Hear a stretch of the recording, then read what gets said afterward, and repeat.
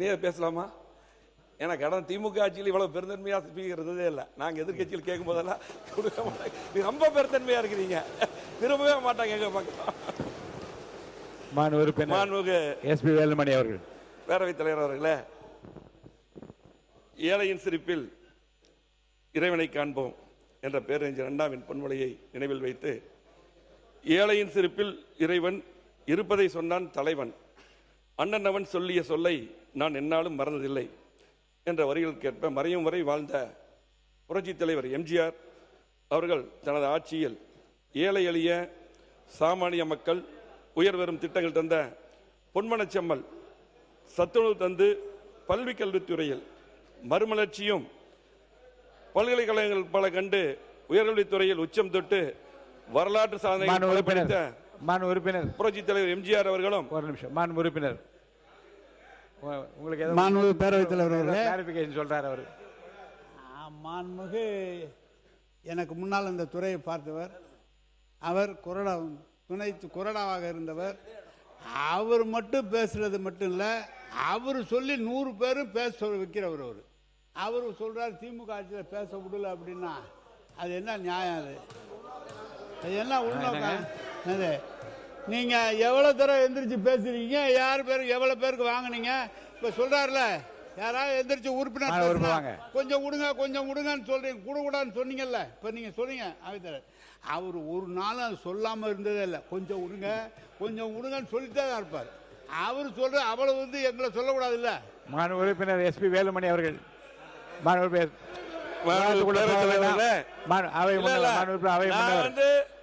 உட்காருங்க. அவை முன்னவர் உட்காருங்க. அவை முன்னவர் பேசும்போது உட்காருங்க. மாண்புமிகு பேரவைத் தலைவர் அவர்களை முன்னாள் அமைச்சர் அவர்கள் சொல்லுகிற போது சொன்னார்கள், நாங்கள் எதிர்க்கட்சியில் அமர்ந்து கொண்டிருக்கிற போது நீங்கள் எப்படி நடத்தினீர் என்பது நாடே அறியும். பேரவைத் தலைவர் அவர்கள் எப்படி கட்டளையிடுவார், பேரவைத் தலைவர் உட்கார் அப்படின்றவர் தப்புன்னு இல்லை, நான் கேட்கறது இல்லைன்ட்டு பொதுவாக பேரவைத் தலைவர் அது போல தான் நடவடிக்கை மேற்கொண்டாரே தவிர வேறொன்றும் இல்லை. மாண்புமிகு எஸ்பி வேலுமணி அவர்கள் நீங்க பேசு. மாண்புமிகு பேரவைத் தலைவர் அவர்களே, அண்ணன் நேரு பேசினாரு, மனசாட்சியோட பேசணும். உங்களை மாதிரி இத்தனை வாய்ப்புகள் இடையில அவர் கொடுத்தாரான்னு சொல்றேன். நான் அப்ப எதிர்கட்சி கொறடாவா இருந்த நிறைய பேருக்கு வாய்ப்பு கேட்கறது கடமை கேட்டோம். ஆனால் பாத்தீங்கன்னா அவர் இப்படி திரும்ப கூட மாட்டார், இப்படியே நேராக இருப்பார். எதிர்கட்சி பக்கம் திரும்ப நிறைய பக்கம் டைம்ல சில டைம்ல கொடுத்துருக்கலாம். இதெல்லாம் நடந்ததா? இவ்வளவு வாய்ப்பு கொடுத்தாருன்னா நேரம் என்ன சொல்லணும்? இப்ப இருக்க சமாளிக்க கொடுத்தாரா? அதெல்லாம் கிடையாது. வேண்டாம், இது கொடுத்து ஏழை எளிய சாமானிய மக்கள் உயர்வரும். உறுப்பினர் எஸ்பி வேலுமணி அவர்கள் நீங்க பேசுங்க. திட்டங்கள் விவாதம் வேண்டாம், உட்காருங்க. வேண்டாம் விவாதம் வேண்டாம். பல்கலைக்கழகத்துறையில் மறுமலர்ச்சி வேண்டாம், உட்காருங்க. பல்கலைக்கழகங்கள் பல கண்டு உயர்கல்வித்துறையில் உச்சம் தொட்டு வரலாற்று சாதனைகள் படைத்த புரட்சித் தலைவர் எம்ஜிஆர் அவர்களையும்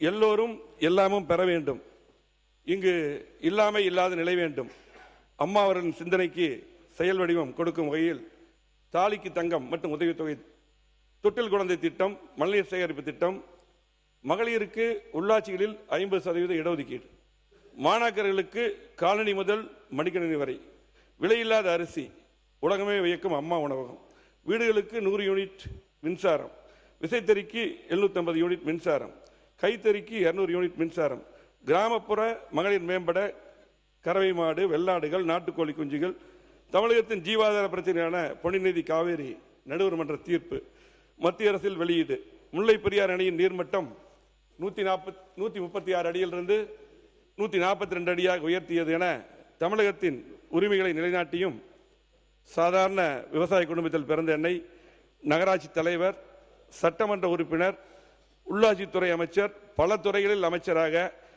அது மட்டுமில்லாமல் கழகத்திலே ஒன்றிய கழக செயலாளர், மாவட்ட கழக செயலாளர், கழக அமைப்பு செயலாளர் என தலைமை பொறுப்புகள் வழங்கிய எங்களது குடும்ப தெய்வம், இந்தியாவின் மாதரசி, இரும்பு மங்கை, தங்கத்தாரையை டாக்டர் புரட்சித் தலைவி அம்மா அவர்களுக்கும் மறைந்தும் மறையாமலும் உலகத் தமிழர்கள் இதயங்களில் வாழும் இருவரும் தெய்வங்கள் துயிலும் திசை நோக்கி வணங்குகிறேன். மாண்புமிகு பேரவைத் தலைவர் அவர்களே, மாண்புமிகு அம்மா அவர்கள் தன் உயிரை கொடுத்து கொண்டு வந்த பொற்கால தொடராட்சியை குடிமராமத்து திட்டம், அம்மா மினி கிளினிக், அம்மா இருசக்கர வாகனம், ஒரே ஆண்டில் 11 மருத்துவக் கல்லூரிகள், மருத்துவம் பயில மாணாக்கர்களுக்கு 7.5% இடஒதுக்கீடு, 2 முறை வேளாண் கடன் தள்ளுபடி என வரலாற்று சாதனைகள் திட்டங்கள் வழங்கியது அதிமுகவுடைய அம்மாவுடைய அரசு. அந்த அரசை வழிநடத்திய முன்னாள் முதலமைச்சர் கழக பொதுச்செயலர் மாண்புமிகு எடப்பாடி அவர்களுக்கும் நன்றி தெரிவித்து, தமிழகத்தில் பொறுப்பேற்றுள்ள புதிய அரசின் முதலமைச்சர் அம்மா உணவு உட்பட அம்மா கொண்டு வந்த திட்டங்களை எல்லாம் மீண்டும் தொடர் திட்டங்களாக அறிவித்த மாண்புமிகு தமிழ்நாடு முதலமைச்சர் போற்றுதலுக்குரிய சி ஜோசப் விஜய் அவர்களுக்கும் நன்றி தெரிவித்து, மாண்புமிகு எதிர்க்கட்சி தலைவர் அவர்களுக்கும் மாண்புமிகு அமைச்சர் பெருமக்களுக்கும் புரட்சித் தலைவர் எம்ஜிஆர், புரட்சித் தலைவி அம்மா ஆகியோர் வழியில் அன்பை பெற்றவரும், இன்றைய முதலமைச்சருடைய அன்பை பெற்றவரும், எல்லாருடைய அன்பை பெற்று ஆதரவையும் பெற்று வரலாற்று சிறப்புமிக்க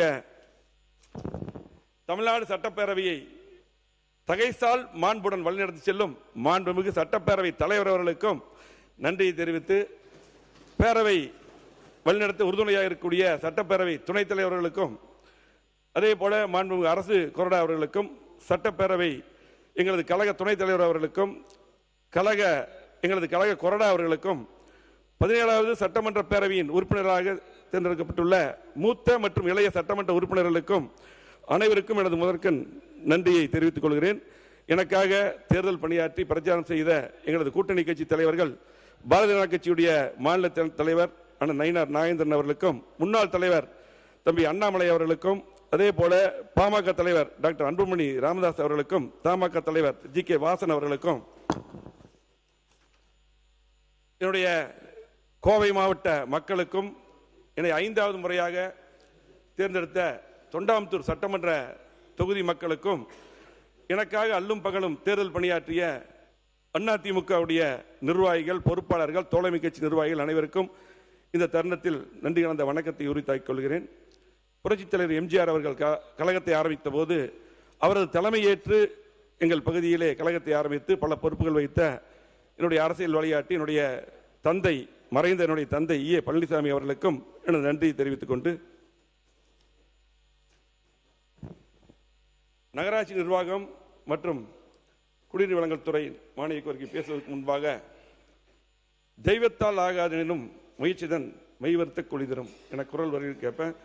உழைப்பால் உயர்ந்த கோவை மாவட்ட மக்களுக்கும் என்னுடைய தொண்டாமுத்தூர் தொகுதி மக்களுக்கும் சில முக்கியமான பிரச்சனையை மட்டும் கவனத்துக்கு கொண்டு வருகிறேன். ஏன்னா நாங்களும் கடந்த 5 ஆண்டுகளாக எதிர்கட்சியாக இருந்தோம். இப்போ எதிர்கட்சியாக இருக்கவே சில கோரிக்கைகளை வைக்கிறோம். நம்முடைய அரசு முதலமைச்சரும் அதை நிறைவேற்றி தர வேண்டும் என்று கேட்டுக்கொள்கிறோம். நம்முடைய கோவை மாவட்டத்தில் கழக ஆட்சி இருக்கும் பொழுது கிட்டத்தட்ட 2011 2021 வரை 50 ஆண்டுகளில் அதை வளர்ச்சி கொடுத்தோம். மிகப்பெரிய வளர்ச்சி கொடுத்த கோவை மாவட்டத்தை மாற்றி அமைச்சோம். கோவை மாவட்டத்தில் இருக்கக்கூடிய சாலைகள் பார்த்தீங்கன்னா, இன்றைக்கி Trichy road, Avinashi road, Thondamuthur road, Palakkad main road, Pollachi road, Siruvani road, Sathy road, இதுதான் முக்கியமான சாலைகள். எல்லா சாலைகளும் அகலப்படுத்தப்பட்டு அதிகமான பாலங்கள், குறிப்பாக பார்த்தீங்கன்னா இன்றைக்கு 1621 கோடியில் அவினாசி ரோட்டில் 10 கிலோமீட்டருக்கு தமிழ்நாட்டிலே எங்கேயுமே அந்த பாலம் கிடையாது. நம்முடைய கழக ஆட்சியில் பார்த்தீங்கன்னா எடப்பாடி முதலமைச்சர் இருக்கும்போது அந்த திட்டம் முழுமையாக பார்த்தீங்கன்னா கழக அரசுடைய நிதியிலிருந்து, மத்திய அரசு நிதி கிடையாது, முழுமையாக அந்த பாலம் கட்டப்பட்டிருக்கிறது.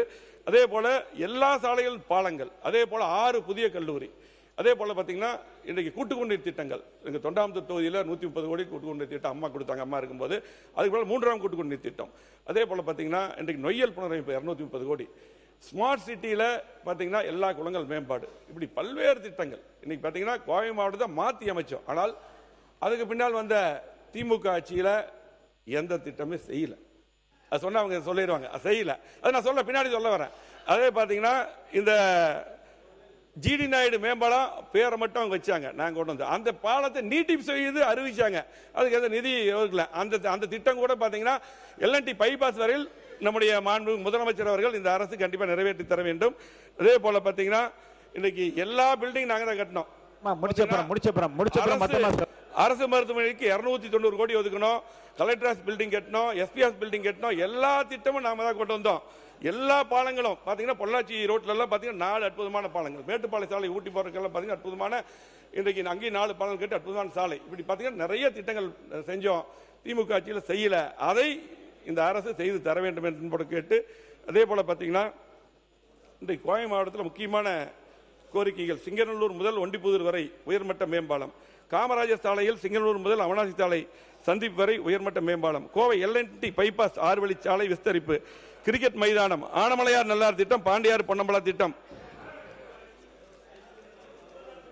அதே போல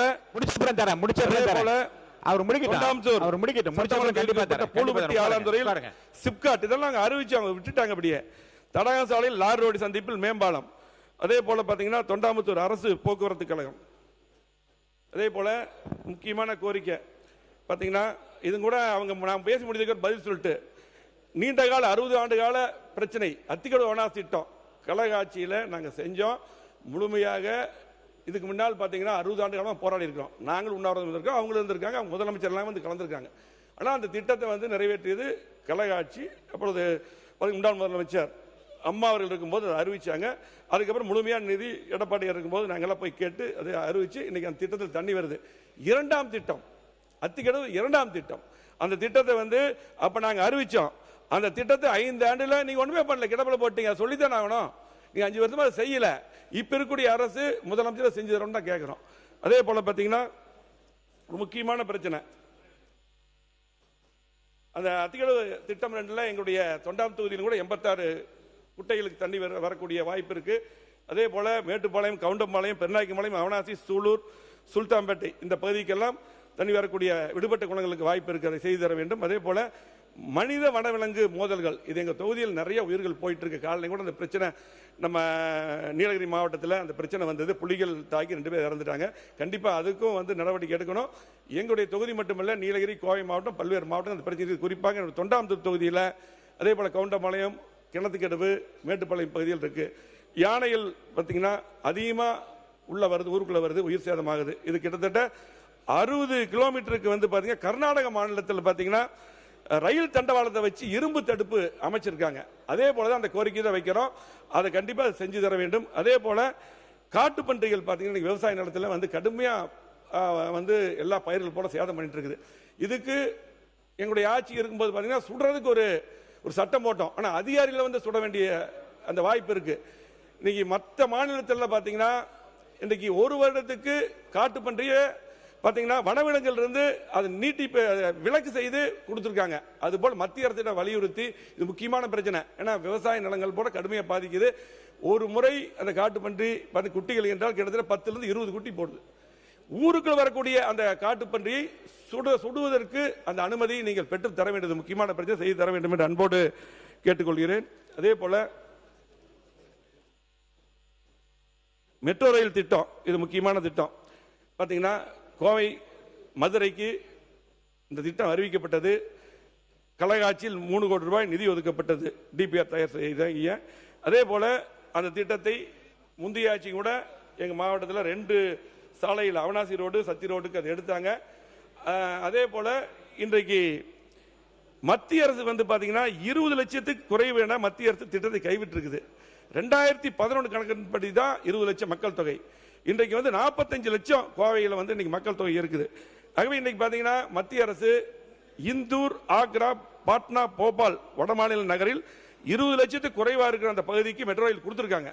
ஆகவே நம்முடைய முதலமைச்சர் அவர்கள் கண்டிப்பாக மத்திய அரசுடன் பேசி மெட்ரோ ரயில் திட்டத்தை கோவைக்கும் மதுரைக்கும் கொண்டு வர வேண்டும். அதே போல கடந்த ஆட்சியில் 2 ரோடு தான் எடுத்திருக்காங்க. எங்கள் கோவை மாவட்டத்தில் பாலக்காடு, பொள்ளாச்சி, மேட்டுப்பாளையம் அந்த சாலைகளும் சேர்க்கப்பட வேண்டும் என்று கேட்டு, அதே போல விமான நிலைய விரிவாக்கம் நாங்கள் எங்களுடைய ஆட்சி கழகாட்சி இருக்கும்போது கிட்டத்தட்ட 627 ஏக்கர் நிலம் வந்து நாங்கள் கையப்படுறதுக்கு நிதி ஒதுக்கணும். அதே போல கடந்த ஆட்சியில் அது அப்படியே பெண்டிங்காக போயிருச்சு. நிலம் ஒப்படைக்கல மத்திய அரசுக்கு. அது உடனடியாக இப்போதான் ஒப்படைக்கக்கூடிய சூழ்நிலை வந்திருக்குது. கண்டிப்பாக விமான நிலைய விரிவாக்கம் உடனடியாக செய்ய வேண்டும். அங்கே பார்த்தீங்கன்னா நிறைய கார்கோ ஃபிளைட் வரும், அது நிறைய தொழிற்சாலைகள் வரும், வேலை வாய்ப்பு வரும். அது உடனடியாக அரசு செய்ய வேண்டும் என்று அன்போடு கேட்டுக்கொண்டு, மேற்கு புறவழிச்சாலை திட்டம் அது பார்த்தீங்கன்னா கழக அரசு இருக்கும் பொழுது, அதிமுக அரசு இருக்கும் பொழுது தான் நிலம் எடுத்து கொடுத்தோம். அது இப்போ ஃபர்ஸ்ட் ஃபேஸ் முடிச்சிருக்காங்க. இன்னைக்கு செகண்ட் ஃபேஸ், தேர்ட் ஃபேஸ் அப்படியே கிடப்பில் போடப்பட்டிருக்கிறது. அதையும் நீங்கள் வந்து கண்டிப்பாக வேகமாக முடித்து தர வேண்டும் என்று கேட்டேன். கேரளாவிலிருந்து வரக்கூடிய நிறைய வாகனங்கள் நீலகிரிக்கெல்லாம் போவதற்கு நல்ல வசதியாக இருக்கும். அதே போல இது ஒரு முக்கியமான பிரச்சனை. தொண்டாமுத்தூர் பகுதியில் இன்னும் பல பகுதியில் விவசாயிகள் சொந்த இடத்துல இப்ப விவசாயிகள் இடத்துல வந்து பாத்தீங்கன்னா ஒரு மாடு கட்டுறதுக்கு ஒரு சின்ன ஒரு சாலை மாதிரி போட்டிருப்பாங்க. அந்த இடத்துல ஒரு 10 சட்டி ஒரு மண் எடுத்தாங்க கூட வழக்கு போட்டு 10 லட்சம் 15 லட்சம் கேஸ் போட்டிருக்காங்க. இது கடந்த ஆட்சியில் நான் கவன தீர்மானம் கொண்டு வந்திருக்கேன். அதுக்கு வந்து முன்னாள் அமைச்சர் மாண்புமிகு துரைமுருகன் அவர்கள் பதில் சொல்லியிருக்காங்க எனக்கு.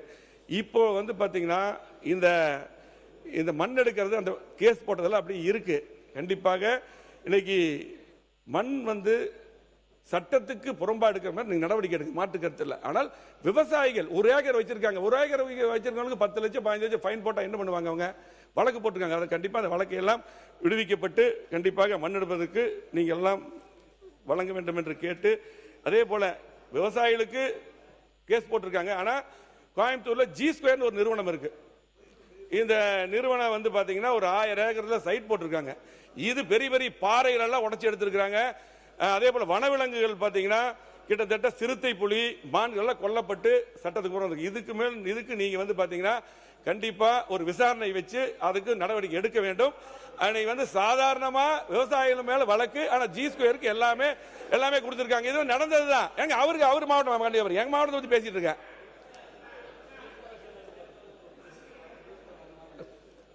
அதே போல முடிச்ச அப்புறம் எடுத்துடலாம்.